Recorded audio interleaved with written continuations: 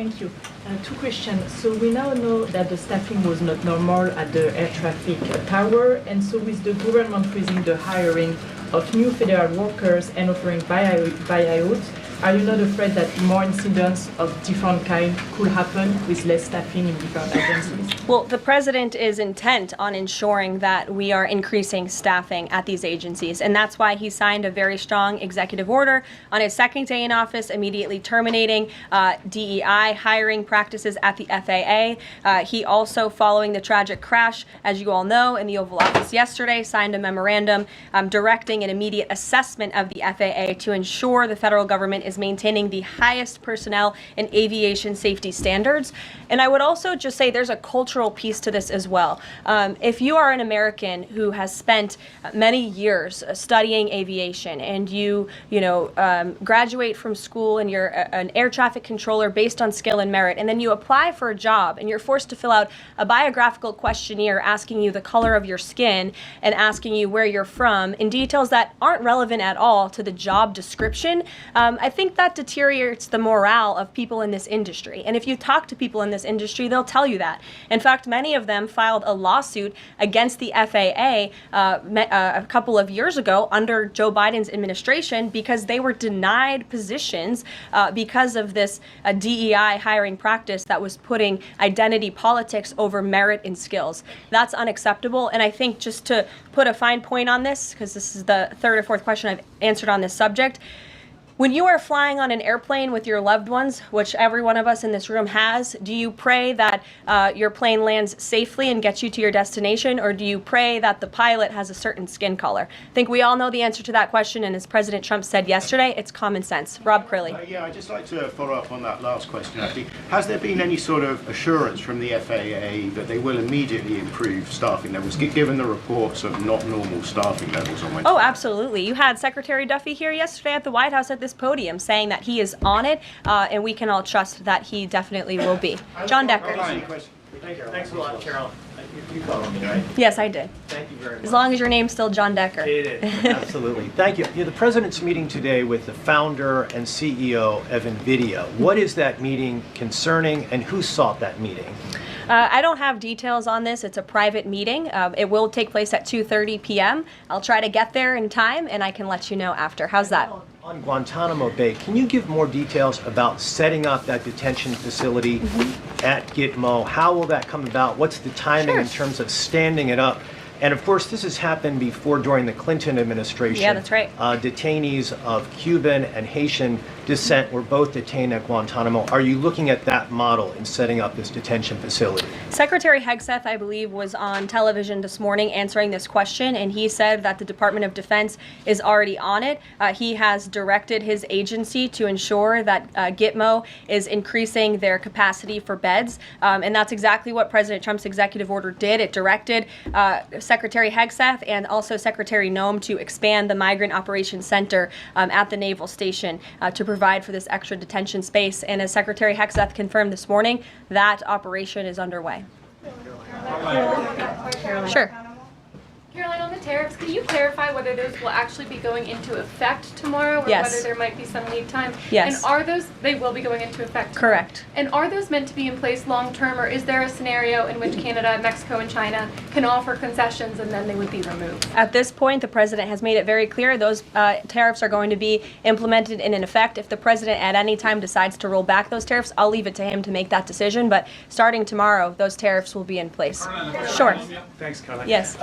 Can you confirm a report by our friends at the Daily Mail that the British Prime Minister Keir Starmer is going to be visiting the White House in February? And also, if I may, do you have any more details on Netanyahu's visit here next week?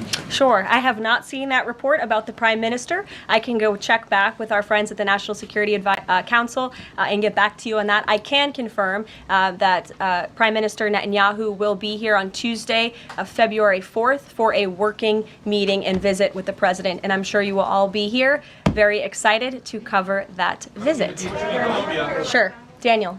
Thank you, Caroline. You're welcome. Back on the Guantanamo Bay subject, specifically, obviously, why does the president feel like that's the best location or a good location to make sure that Americans are safe from violent, illegal migrant crime? Well, it's a really good question, and the memorandum that he signed, the order that he signed, builds on his previous executive actions, obviously, to secure our southern border and deport illegal criminals from the interior of our country. We know that we have an issue with detention space here in the interior, which is a big reason why Congress needs to pass this reconciliation package as quickly as possible to ensure that DHS and ICE have the funding they need to detain these individuals, that the administration is very swiftly rounding up and deporting, arresting and deporting these illegal immigrant criminals. And so the president feels it's an appropriate place. Taxpayers are already funding it. The space is there. Why not use it? And the Secretary of Defense, as I said, is working on that as we speak. Sure.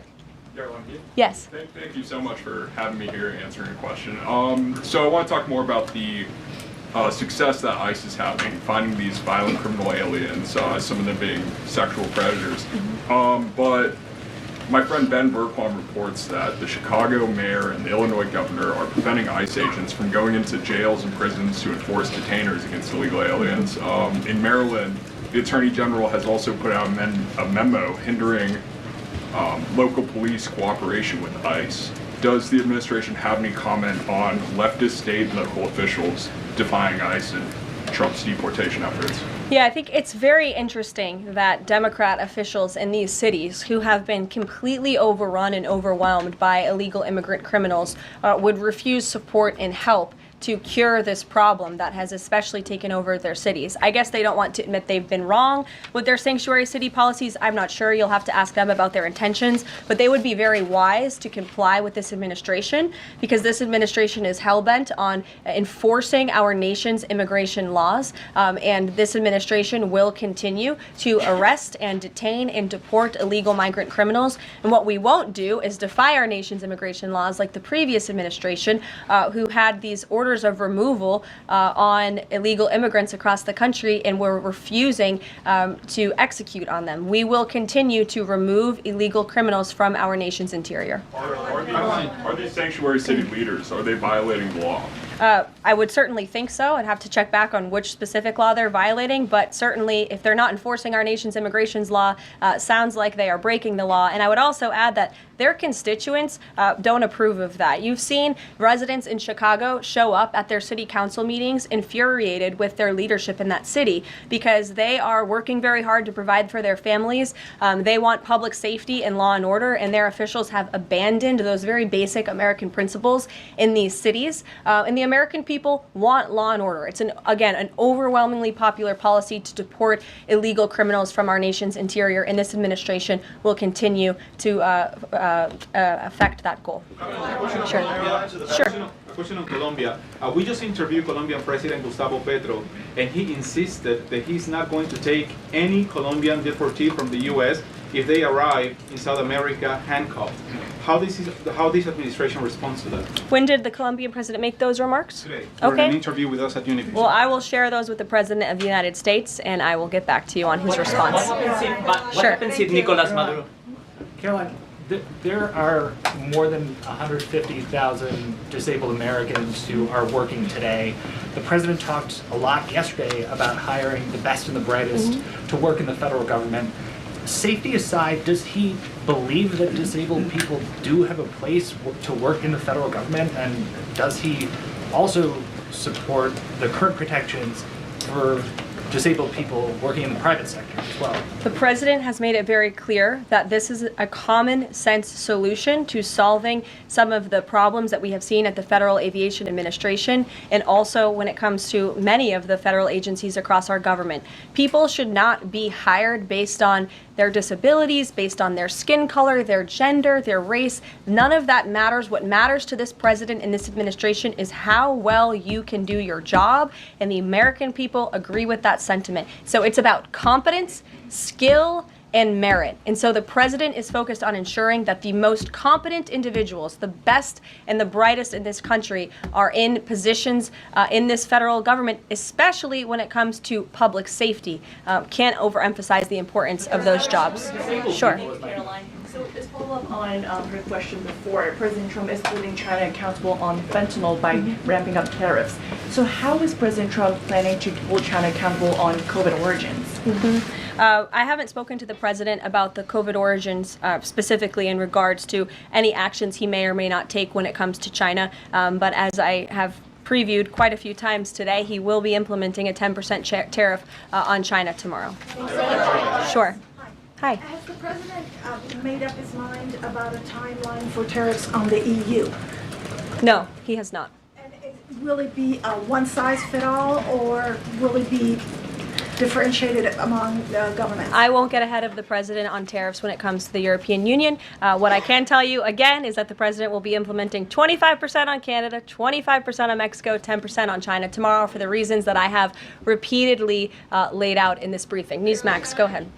Yes. Thank you so much. No, the gentleman behind you. James Rose. Yes, James. Thank you. Thank you, Karoline. Two quick questions on foreign policy, and then one very long and tedious and ponderous Rosen question thereafter. First, on Iran, we've heard very little about the president's forthcoming Iran policy besides his determination to prevent that nation from achieving a nuclear weapons capability. Is it the president's objective, short of the use of U.S. military force, to use the broad array of his powers to try to hasten the end of the Iranian regime? I think the president has actually made his position on Iran very clear, and he made that clear when there were the negotiations about the ceasefire, which we know obviously is now in place, and the deadline on that ceasefire has continued. He said that Hamas and Iranian-backed terrorists would have hell to pay if that ceasefire didn't move forward, and then quickly thereafter it did. I also do have news on the hostage front, which I'm very surprised nobody asked about this because it is big news story, and the White House applauds the release of 8 additional hostages from Hamas captivity, thanks to the ceasefire deal secured by President Trump. 3 Israeli and 5 Thai nationals are being reunited with their families and their loved ones after being held in unspeakable conditions for over 15 months. And the president remains committed to the release of all remaining hostages, and they should have never been taken by the brutal terrorist group Hamas in the first place. And I think President Trump's working meeting with the Israeli Prime Minister next week emphasizes his continued support for Israel and ensuring that brutal terrorists in that region have hell to pay. Sure. Can I just finish the other 2 questions? Sure. I know you want the long, ponderous Rosen. But first, on the Grinnell trip, as you know, under the previous administration, the U.S. recognized the opposition candidate in last year's elections, Edmundo Gonzalez, now exiled, as the legitimate president of Venezuela. Does the president's dispatching of Ambassador Grinnell to negotiate directly with President Maduro today mean that the U.S. now officially recognizes President Maduro as the legitimate president of Venezuela? Absolutely not. As I made it very clear, former ambassador and now special envoy Rick Grinnell is going to Venezuela with 2 very clear directives. Make sure that Tren de Aragua members, of which there are 400 currently in custody, are repatriated back to Venezuela, and that all United States detainees return home. Thank you very much, guys. Just on the president's use of language in this room yesterday, Sure. and without seeking to cast myself as some kind of moral exemplar because it's rather late in the day to try. Nonetheless, this was an event yesterday that began with a moment of silence for the victims of the air crash and the president's own invocation of, quote, a loving God. And then he uncorked that expletive to insult a former cabinet officer. It was the same expletive that I saw him use in the East Room in 2020 when he famously held up the Trump acquitted headline. My question is, if you could shed any light for us on how the president perceives his use of public profanity, which is a practice that certainly sets him apart from all of his predecessors. Does he regard it as an effective communications device, part of his appeal, or is it something that he lapses into inadvertently, perhaps in times of frustration and later regrets? I think one of the things that the American people love most about this president is that he often says what they are thinking, but sometimes lack the courage to say themselves. And I think yesterday at this podium, you heard President Trump express great frustration, perhaps even anger, with the previous administration's policies, many of which have led to the crises that our country is currently facing and that this president is focused on fixing. Thank you guys very much. Have a great weekend. We'll see you next week.